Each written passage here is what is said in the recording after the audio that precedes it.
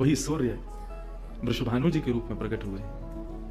और जब वृषभानु जी के रूप में प्रकट हुए, उससे पहले एक राजा के रूप में भी आए थे, तब भी इन्होंने तपस्या की थी, लेकिन ठाकुर जी नहीं पधारे।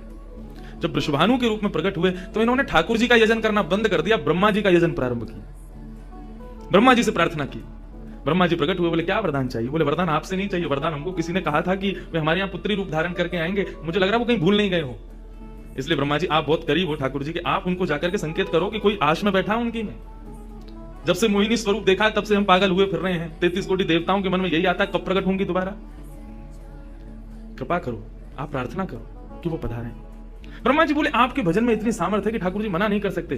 बोले तो फिर मुझे विश्वास के लिए कुछ तो कह करके जाओ। ब्रह्मा जी बोले मेरी जिम्मेवारी बन जाए, इसलिए चलो इस पर्वत के रूप में मैं विराज चाहता हूं। और बरसाना पर्वत के रूप में श्री ब्रह्मा जी विराज गए। ठाकुर जी आएंगे, मैं जिम्मेवारी लेता हूं, इसलिए मैं ही पर्वत बन के बैठा। ब्रह्मा जी ने जाकर के प्रार्थना की। ठाकुर जी बोले मैं तो सच में ही भूल गया था कि मुझे जाना है। बोले भगवान वो बहुत प्रतीक्षा कर रहे हैं आपकी।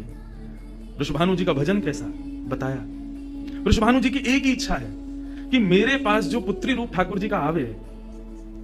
ठाकुर जी मोहिनी बनकर के आए तो 33 कोटि देवताओं के हृदय में ठाकुर जी के प्रति वात्सल्य भाव प्रकट नहीं हुआ, प्रेम भाव प्रकट नहीं हुआ, कुछ और ही भाव था उन देवताओं का। वृषभानु जी कह रहे हैं कि मैं ऐसी पुत्री पाना चाहता हूं जिसको देख करके काम नष्ट हो जाए, काम का भी मर्दन हो जाए, सामने वाले के हृदय में एक दिव्य प्रेम प्रकट हो, निष्काम प्रेम, अनकंडीशनल लव किसे कहते हैं, इसका प्रसाद पूरी दुनिया को देने वाली ऐसी पुत्री मेरे घर पधारे। स्वार्थ सिद्ध प्रेम सब करना जानते हैं, लेकिन निस्वार्थ प्रेम किसे कहते हैं, वो ठाकुर जी का वो शक्ति स्वरूप ही सबको बता सकता है। ब्रह्मा जी की प्रार्थना हुई ठाकुर जी से।